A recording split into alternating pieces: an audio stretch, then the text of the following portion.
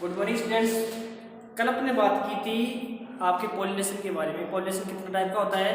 एक तो होता है सेल्फ पॉलिनेशन, एक होता है क्रॉस पॉलिनेशन। ये हमने सेल्फ पॉलिनेशन क्रॉस पॉलिनेशन पढ़ लिया था।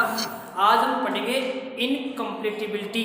आज का टॉपिक है इनकम्प्लीटिबिलिटी। याद रखना टॉपिक है इनकम COMPATIBILITY।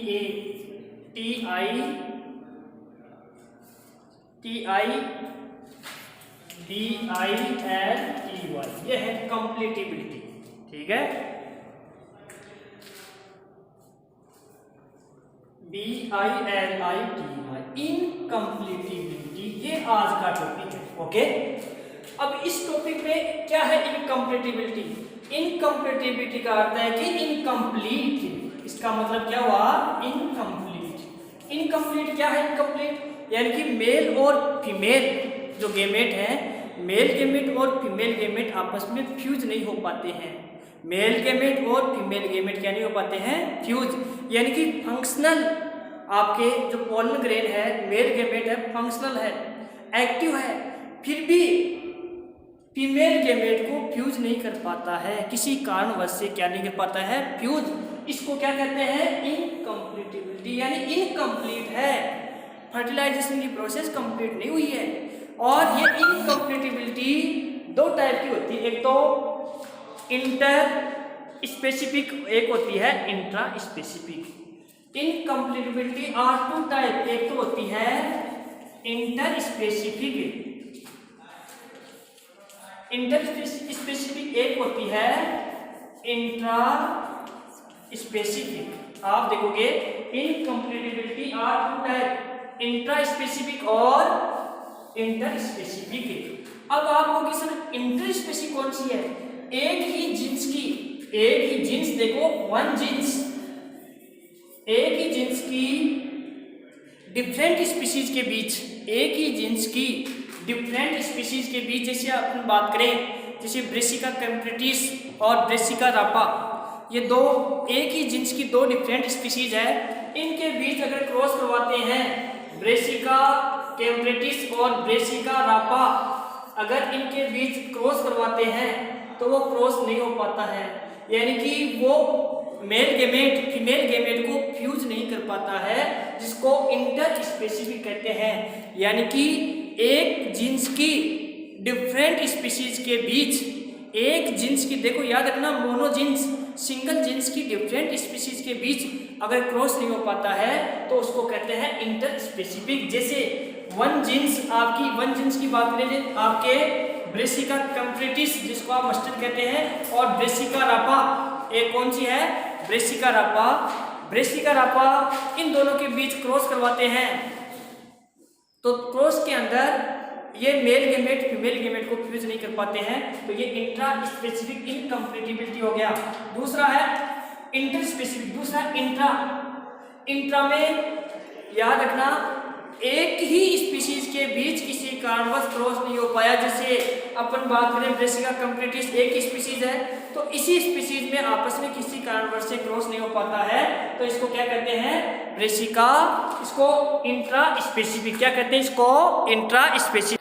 हाँ, तो हमने बात की इंट्रा, एक ही स्पीशीज के बीच जब आपस में क्या नहीं होता है?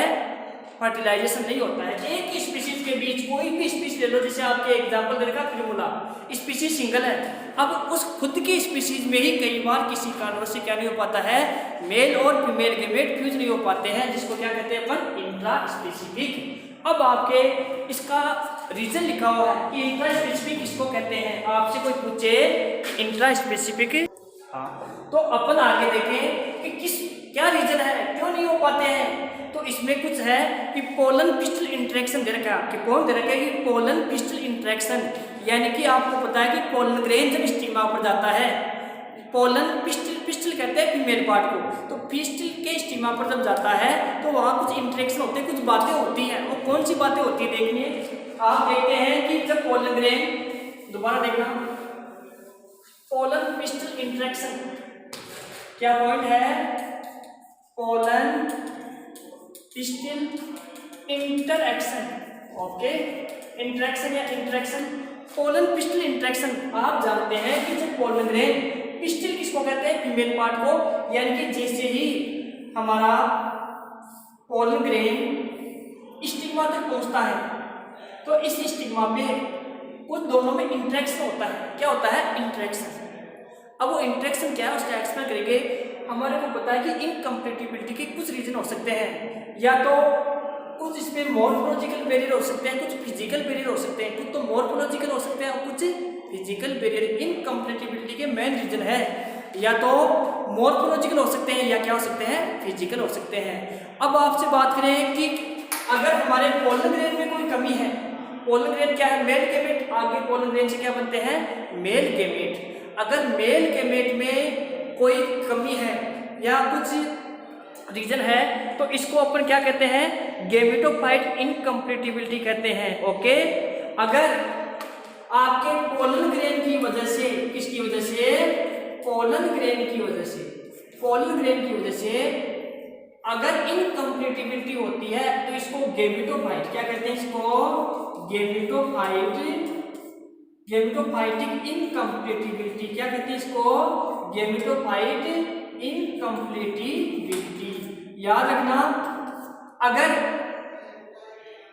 इनकम्पैटिबिलिटी का मेन रीजन पोलन ग्रेन है, यानी कोई ऐसी जीन, पोलन ग्रेन में कोई जीन है जो पोलन ग्रेन का डेवलपमेंट सही तरीके से नहीं हो रहा है, पोलन ग्रेन में पोलन ट्यूब नहीं बन रही है, तो पोलन ग्रेन तो जैसे कोई दिक्कत होती है उसको गैमेटोफाइटिक इनकम्पैटिबिलिटी कहते हैं। ओके, अगर पोलन ग्रेन को बनाने वाली जो स्पोरोजेनस सेल्स में अगर दिक्कत हो जाए, पोलन ग्रेन कहाँ से बनते हैं, मैंने आपको बताया था पोलन ग्रेन बनते हैं primary sporogenous cell, primary sporogenous cell में, और स्पोरोजेनस सेल आपको पता है माइक्रोस्पोर मदर सेल बनाती है। तो अगर स्पोरोजेनस सेल्स के अंदर, स्पोरोजेनस सेल्स के अंदर अगर कोई रीजन हो जाए तो इसको स्पोरोफाइटिक इनकम्पैटिबिलिटी कहते हैं। अगर स्पोरोजेनस सेल में अगर कोई रीजन हो जाए इनकम्पैटिबिलिटी का तो इसको स्पोरोफाइट, देखो पोलन ग्रेन को बनाने वाली स्पोरोजेनस सेल्स होती है, यानी स्पोरोजेनस सेल क्या बनाती है, आपको पता है स्पोर मदर सेल बनाती है। क्या बनाती है, स्पोर या माइक्रोस्पोर मदर सेल बनाती है। स्पोरोजेनस सेल क्या बनाती है, microspore mother cell. Microspore mother cell में जब मियोसिस होता है, ये मैंने पहले वाले वीडियो में पढ़ाया था, मियोसिस होता है तो आपको पता है कि आप 4 पोलन ग्रेन बनते हैं। तो या तो पोलन ग्रेन में, पोलन ग्रेन से जब गैमेट बनेंगे मेल गैमेट, पोलन ग्रेन से 2 मेल गैमेट बनते हैं, अगर उनमें कोई दिक्कत होती है तो उसको गैमेटोफाइटिक इनकम्पैटिबिलिटी कहते हैं। अगर पोलन ग्रेन को बनाने वाले स्पोरोजेनस सेल में कोई त्रुटि है, कोई कमी है तो इसको अपन कहते हैं स्पोरोजेनस, क्या कहते हैं, इनकम्पैटिबिलिटी, स्पोरोजीनियस इनकम्पैटिबिलिटी कहते हैं। ओके, याद हो गया। अब आपके कुछ और फैक्ट दे रखे हैं कि कौन कौन से इनकम्पैटिबिलिटी के रीजन है। इसमें सबसे पहले दे रखा है फर्स्ट रीजन इनकम्पैटिबिलिटी के कुछ और फैक्ट दे रखे हैं, वो फैक्ट्स देखना आपके। सबसे पहला फर्स्ट फैक्ट है, ध्यान देना, फर्स्ट फैक्ट क्या लिखा है कि पोलन ग्रेन स्टिग्मा पर जर्मिनेट ही हो पाए, यानी कि स्टिग्मा पर पोलन ग्रेन का जर्मिनेशन नहीं होता है। तो पोलन ग्रेन यहाँ पहुंच गया स्टिग्मा पर, तो यहाँ क्या नहीं हो पा रहा है, जर्मिनेशन। क्या नहीं हो पा रहा है, जर्मिनेशन नहीं हो पा रहा है। ओके, जर्मिनेशन नहीं हो रहा है कहाँ, स्टिग्मा पर। स्टिग्मा पर पोलन ग्रेन पहुंच तो गया लेकिन जर्मिनेशन का अर्थ है पोलन ट्यूब का बनना, किसी कारणवश यहाँ पोलन ट्यूब नहीं बन पा रही है। ओके, सेकंड रीजन आपके लिखा हुआ है, अगर जर्मिनेट भी हो गया तो पोलन ट्यूब ग्रोथ नहीं कर पा रही है। सेकंड रीजन, पोलन ट्यूब क्या नहीं कर पाती है, ग्रोथ। फर्स्ट रीजन है कि स्टिग्मा पर पोलन ग्रेन का जर्मिनेशन नहीं होना, किसी रीजन से पोलन ग्रेन स्टिग्मा पर जर्मिनेट नहीं हो पा रहा है। चलो, दूसरा रीजन, जर्मिनेट हो जाए मान लो तो पोलन ट्यूब की ग्रोथ नहीं होती है। पोलन ट्यूब क्या नहीं करती है, ग्रोथ नहीं करती है। ओके, ग्रोथ नहीं होती है, पोलन ट्यूब की क्या नहीं होती है, growth. Okay, first reason germination नहीं हुआ पोलन ग्रेन का, सेकंड रीजन है पोलन ट्यूब की ग्रोथ नहीं होती है। आपके थर्ड रीजन लिखा हुआ है पोलन ट्यूब भी बन जाए लेकिन ये स्टाइल में ही भ्रष्ट हो जाए। पोलन ट्यूब कहाँ भ्रष्ट हो जाए? स्टाइल, ये स्टाइल पार्ट है, आपको पता है ये ओवेरी पार्ट है और ये कौन सा पार्ट है? स्टिग्मा। ऐसा हो जाए कि पोलन ट्यूब तो बन गई लेकिन स्टाइल के अंदर क्या हो जाए? भ्रष्ट हो जाए, टूट जाए। ये भी बहुत बड़ा रीजन हो सकता है इनकम्प्लीटिबिलिटी का, कि पोलन ग्रेन तो पोलन ट्यूब तो बन गई लेकिन पोलन ट्यूब स्टाइल के अंदर क्या हो जाए? भ्रष्ट हो जाए, टूट जाए। तो हमारे मेल फीमेल ओव्यूल के पास, ओव्यूल में एग सेल होती है, किसके पास नहीं पूछ पाते हैं? एग सेल के पास नहीं पूछ पाते, यानी हमारे एम्ब्रियो सेल में पूछ नहीं पाते हैं। तो फर्स्ट रीजन है जनरेशन नहीं हो पाना। दूसरा है जनरेशन हो भी जाए तो पोलन ट्यूब ग्रोथ नहीं कर पाती है। पोलन ट्यूब ग्रोथ भी करी है तो हमारे स्टाइल पार्ट के अंदर क्या हो जाती है? ये भ्रष्ट हो जाती है। ठीक है, एक रीजन। अगला रीजन जो है, कई बार हमने देखा है कि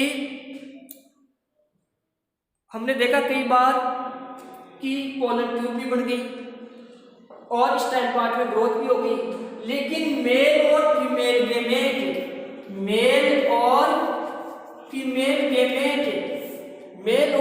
गेमेट फ्यूज ही नहीं हो पाते हैं। कई बार हम देखते हैं कि मेल और फीमेल गेमेट क्या नहीं हो पाते हैं?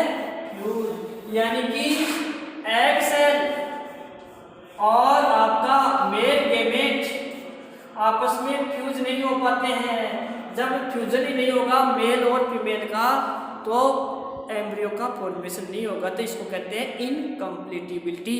तो इनकम्प्लीटिबिलिटी का अर्थ है इनकम्प्लीट, यानी कि फर्टिलाइजेशन की प्रोसेस क्या हो जाती है? इनकम्प्लीट। इनकम्प्लीट के कई रीजन हो सकते हैं, फिजियोलॉजिकल हो सकते हैं, मॉर्फोलॉजिकल हो सकते हैं। तो हमने इसकी जीनी स्ट्रक्चर देखी है या इसमें जीनोटाइप स्ट्रक्चर में चेंजिंग आ सकती है। हमने देखा कि इसके कई रीजन है, जैसे पोलन ग्रेन का जर्मिनेशन नहीं हो पाना, पोलन ट्यूब का ग्रोथ नहीं कर पाना, मेल फीमेल गेमेट का नहीं हो पाना, ये सभी इसके रीजन थे। ठीक है, आगे हमारे जो पॉइंट है उसको पढ़ेंगे फर्टिलाइजेशन। क्या पढ़ेंगे? फर्टिलाइजेशन। क्या पढ़ेंगे? फर्टिलाइजेशन। आगे का पॉइंट है उसको पढ़ेंगे फर्टिलाइजेशन। ठीक है, फर्टिलाइजेशन किसको कहते हैं? अपने को ये पूछे, मेल और फीमेल गेमेट का फ्यूज होना फर्टिलाइजेशन कहता है। आगे का पॉइंट हमारा फर्टिलाइजेशन। आगे का पॉइंट कौन सा है? फर्टिलाइजेशन। आपको बताइए फर्टिलाइजेशन किसको कहते हैं? मेल और फीमेल गेमेट का फ्यूज होना ही फर्टिलाइजेशन कहलाता है। फर्टिलाइजेशन की डिस्कवरी सबसे पहले आपके साइंटिस्ट थे स्टार्सबर्गर। कौन थे? स्टार्सबर्गर ने 1884 में लिलियम प्लांट में इसकी डिस्कवरी की थी। तो आपसे पूछे कि फर्टिलाइजेशन की डिस्कवरी किसने की थी? 1884 में लिलियम प्लांट में स्टार्सबर्गर ने इसकी डिस्कवरी की थी। किसको कहते हैं? फर्टिलाइजेशन किसको कहते हैं? मेल गेमेट और फीमेल गेमेट का फ्यूज होना फर्टिलाइजेशन कहलाता है। इसकी डिस्कवरी 1884 में स्टार्सबर्गर ने लिलियम प्लांट में की थी। तो आपको पूछ सकता है कि सबसे पहले फर्टिलाइजेशन की डिस्कवरी किसने की थी? स्टार्सबर्गर ने। कौन से प्लांट में की थी? लिलियम प्लांट के अंदर इसकी डिस्कवरी की थी। ओके, बाकी अपन नेक्स्ट क्लास में देखेंगे। Thank you.